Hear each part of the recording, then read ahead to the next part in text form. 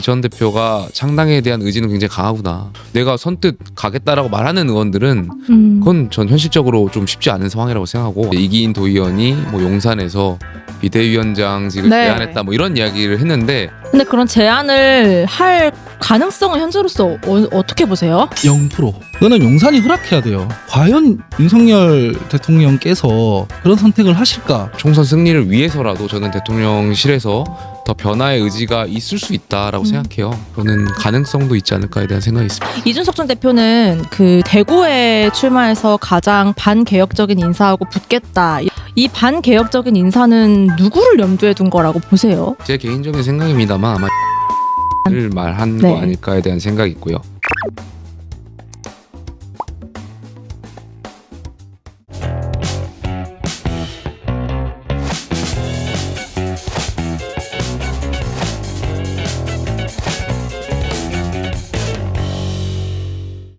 김영태 전 최고위원님은 이준석 전 대표 신당 들어가시나요? 아니, 저는 신당에 대해서 지난주에도 여기서 제가 좀 부정적으로, 그리고 또 네. 신당 이야기를 제가 들어본 바가 없다라고 이제 했던 그래서 이야기. 약간 배신감이. 근데 그래서 그런 자리를 만들어서 한번 이 전 대표한테 이야기를 한번 들어보자.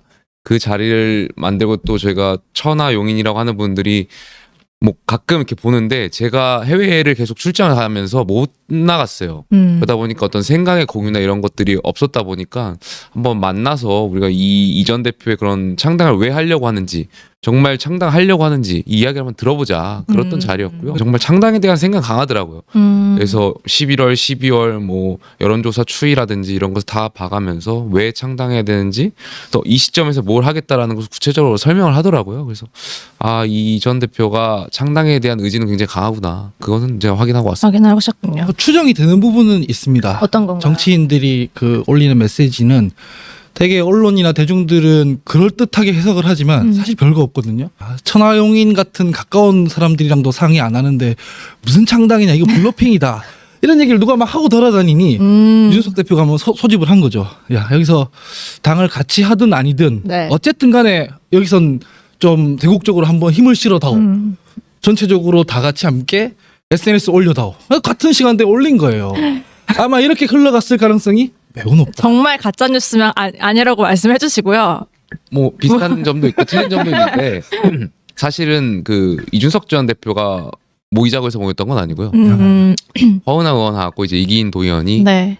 어떻게 굴러가는 거냐, 그리고 이 전 대표로부터 우리가 들은 바가 없는데, 근데 언론에서는 이제 창당 가능성이 이제 제기되고 있으니까 우리 사이에서도 뭔가 좀 이야기가 오가야 되지 않냐, 그런 자리였습니다. 그래서 그 명단을 보셨는지. 근데 그 기사들을 보면은 이제 뭐 현역 의원, 함께할 현역 의원이 뭐 대여섯 명, 뭐 7명 된다, 뭐 구체적인 명단까지 있다라고 얘기하고, 주로 어느 지역구의 의원들이 많다, 뭐 이런 얘기들이 여러 버전으로 돌고 있고 확실한 게 없어서 오늘 제가 꼭 여쭤보고 싶었어요. 저는 일단 뭐 늦게 가서 그런지 모르겠는데 명단 못 봤습니다. 저는 명단이 실체가 있는지도 모르겠고, 그 대신에 이 전 대표가 이제 말로, 제가 늦게 가다 보니까 말로 설명하는 과정에서 몇몇 의원들이 이제 얘기를 했는데, 제 생각에는 아마 그 몇몇 의원분들이 뭐 어떻게 신당에 함께 하겠다라는 의지를 표현했겠어요. 사실 당인으로서 신당이 그 의원들 입장에서 생각해 봤을 때 창당될지도 모르는데, 그 과정에서 내가 선뜻 가겠다라고 말하는 의원들은 그건 전 현실적으로 좀 쉽지 않은 상황이라고 생각하고, 아마 대신에 이제 신당에 대한 지지율이라든지 여러 가지 현역 의원들 상황에서는 여러 가지 상황을 다 보고 있겠죠. 오늘 어제 아침에 이제 이기인 도의원이 뭐 당에서 뭐 용산에서 비대위원장직을 네. 제안했다 뭐 이런 이야기를 했는데, 그 이야기도 저는 못 들었거든요. 늦게 가서 그런지 모르겠는데. 근데 저는 개인적으로 그래요. 근데 만약에 정말 이 전 대표한테 당을 변화시킬 수 있는 어떤 권한이나 이런 게 주어진다면, 실질적인 책임 있는 분들이 그런 권한을 주게 한다고 한다면, 저는 저조차도 이 전 대표를 일단 말릴 것 같아요. 창당에 대해서. 아니, 우리가 말씀드렸지만 당연히 당이 변화, 당정관계 개선 이런 거에 대해서 목소리를 당 안에서 내야지. 제가 늘 강조하는 게 명분이잖아요. 책임이고 그렇게 해야지. 그래서 이긴 도의원이 말한 그 취지는 그러니까 의원들이 이제 정말 나갈까 걱정되니까 아마 여러 가지 이제 제안 쪽으로 이야기를 했던 걸 이제 전하는 과정에서 이제 말씀하셨던 것 같아요. 이긴 도의원이 이렇게 택도 없는 소리 하는 사람은 아니긴 한데 네. 논리적인 정합성을 생각해 보면 뭐 비대위원장 주면 사실 나갈 이유가 없습니다. 당권 주는 건데 거기서 당을 바꾸면 되는 문제고 네. 이 거대 정당은 당권을 가지고 아주 신속하게 뼛속까지 바꿀 수 있는 그 힘이 있어요. 사실은 인적 쇄신도 해버리면 되는 거고 공천으로 칼질하면 되는 문제라서 네. 그거는 좀 앞뒤가 안 맞는 얘기 같다라고 저는 느꼈습니다. 비대위원장은 당대표의 위상을 갖고 있는 분이기 때문에 정말 말씀하셨던 대로 공천에 대한 방향, 어떤 대통령실과의 여당과의 관계 설정 이런 것을 뭐 비대위원장이 다 할 수 있는 거거든요. 그래서 저는 그러한 부분에 있다면 우리 당이 변화할 수 있는 조치들이라고 생각하기 때문에 저는 저부터도 이전 대표를 말릴 것 같은데. 근데 그런 제안을 할 가능성은 현재로서 어떻게 보세요? 0%. 0%인가요? 예, 왜냐면은 비대위원장은 그러니까 전 외부자의 시선으로 보니까 오히려 더 나을 더 객관적으로 볼 수 있을 것 같은데 그거는 용산이 허락해야 돼요. 지금 김기현 대표도 마찬가지인 게 이게 뭐 당원 당규까지 바꿔가면서 용산이 낙점한 지도부라고 공이 알려져 있잖아요. 네. 마찬가지로 당권 정도 주는 거면 용산에서 허락을 해야 됩니다. 근데 과연 윤석열 대통령께서 그런 선택을 하실까라고 보면 그런 정황은 전혀 보이지 않고 그리고 이준석 대표가 대통령에 대해서 굉장히 세게 얘기해요, 요즘. 네. 그 신문 칼럼 같은 거 쓰는 거 보면은 대통령이 수사 받을까 두렵다 뭐 이런 얘기 막 하더라고요. 그래서 그런 일은 아마 안 생길 거다라고 저는 봅니다. 좀 말씀 듣다 보니까 좀 씁쓸한 게 네. 당권 주는 게 당원이 줘야지 왜 자꾸 용산이 줘야 된다라고 사람들이 인식하고 그러게요. 있으니까 네. 제가 당인의 한 사람으로서 민주공화국의 한 일원으로서 좀 씁쓸한 이야기네요. 가능성은 어떻게 보세요? 용산에서 네, 용산에서요. 현실적으로 가자고요. 글쎄요. 저는 뭐 대통령께서 총선 전에 이미 저는 변하고 있다라고 생각하고 있고 네. 총선 승리를 위해서라도 저는 대통령실에서 더 변화의 의지가 있을 수 있다라고 생각해요. 변했으면 좋겠고요. 네. 정말 대통령을 위한 길이라고 저는 생각하기 때문에 정권을 위한 길이고 대통령께서 또 한 번 선택하고 또 드라마틱하게 바꾸시는 그런 모습들도 과거에 보여주어 오셨기 때문에 저는 가능성도 있지 않을까에 대한 생각이 있습니다. 이준석 전 대표는 그 대구에 출마해서 가장 반개혁적인 인사하고 붙겠다. 이 반개혁적인 인사는 누구를 염두에 둔 거라고 보세요? 제 개인적인 생각입니다만 아마 윤핵관을 윤핵관. 말한 네. 거 아닐까에 대한 생각이 있고요. 그날 만났을 때도 이 전 대표도 대구에 대한 출마도 의지도 네. 굉장히 강하더라고요. 그래서 대구 가서 뭔가 본인이 정말 이 보수의 개념을 가지고 누가 더 정치 개혁을 하고 보수 개혁을 할 수 있는 인물인가를 두고 한번 겨뤄도 보고 싶다라는 의지를 좀 피력했던 것 같아서 대구 영남권을 갈 가능성이 굉장히 높다 저는 생각합니다. 길게 보면은 잘하는 건데 현실적으로 이번 총선에서 그런 선택을 하면 져요. 대구에서 이길 수 있는 동력이 제가 봤을 때는 전혀 보이지 않아요. 그 예전에 국민의당이 출연했을 때 호남에서 이겼었던 건 호남 사람들은 민주당을 되게 심판하고 싶어 했거든요. 네. 근데 선택지가 없었습니다. 양당제니까. 그 당시에 이를테면 민정당계 정당, 그러니까 새누리당을 선택하는 건 선택지에 없어요. 네. 그럼 민주당을 심판하려면 새누리당 이외에 다른 정당이 출연해야 됩니다. 그게 국민의당이었거든요. 국민의당에 우리가 표를 주더라도 뭐 새누리당이 어부지리로 표를 획득할 일은 없기 때문에 거기가 당선된 거, 네. 거기가 이제 바람이 불었던 거예요. 그러면 대구에서도 그와 비슷한 정치적 에너지가 있어야 되잖아요. 우리가 지금 국민의힘 심판하고 싶다. 이런 에너지가 있어야 되잖아요. 그게 일단 안 보여요. 두 번째로는 거기서 친박연대가 잘 됐던 적이 있어요. 그때는 그 친이계가 친박계의 공천 학살을 하는 상황에서 차기 유력 주자인 박근혜 대통령을 지켜내야 된다는 정치적 동력이 있었습니다. 그럼 지금 대구에 이준석을 지켜야 된다는 정치적 동력이 있느냐? 제 눈에는 잘 안 보이거든요. 그러면 결국 국민의당 모델도 안 되는 거고 친박연대 그 모델도 안 되는 거예요.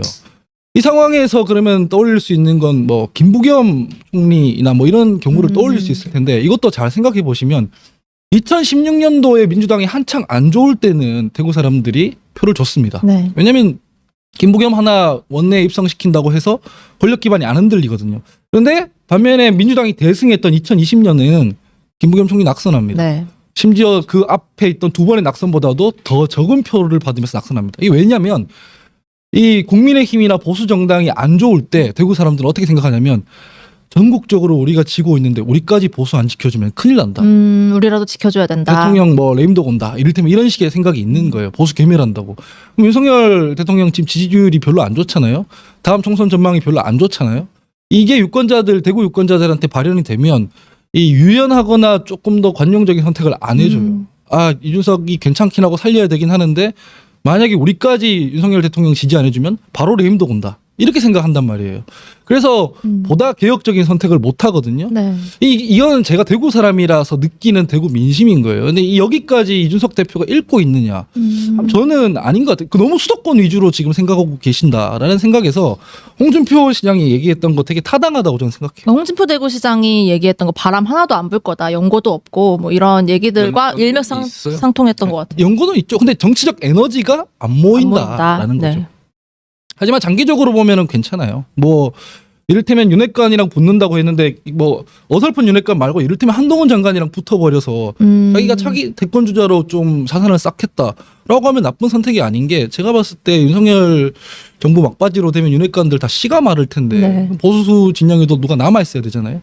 그런 생각까지 하고 있으면은 괜찮은 선택인 것 같다라는 생각입니다. 시가 말려 있진 않을 것 같아요. 핵관이라고 하는 분들 또 다른 대권 주자분한테 갈 거기 때문에 또 다른 핵관이 계시겠죠.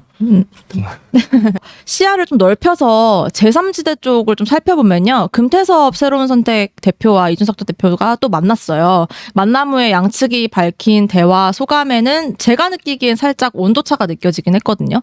금태섭 대표는 말이 뭐 잘 통했다. 우리는 뭐 같이 갈 수밖에 없다라고 좀 긍정적인 위주로 얘기를 했다면 이 전 대표도 좀 완전히 닫아두진 않았지만 금 대표 말이 좀 거창하고 상투적이었다. 뭐 약간 아직은 믿을 수 없다는 식의 뉘앙스를 많이 풍겼던 것 같아요. 두 인물 그리고 두 세력은 앞으로 어떤 길을 가게 될까요?